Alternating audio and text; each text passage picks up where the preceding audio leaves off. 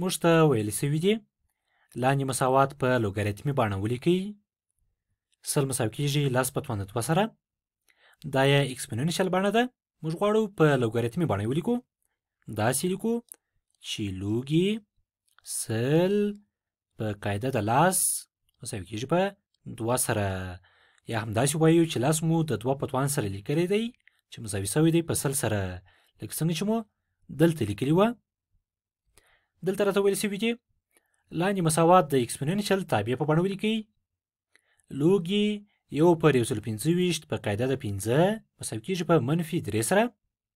غواړو د اکسپوننشل تابع په بڼه ولیکو. داسې لیکو. موږ وایو چې 15 مو د -3 په توان سره لیکلی دی. 15 مو د -3 په توان سره لیکلی دی مساوي سوی دی په 1/125 سره. 1/125 سره.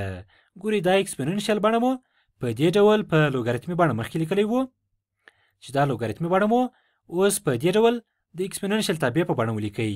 15 په توان د -3 مساوي کېږي په 1/125 سره.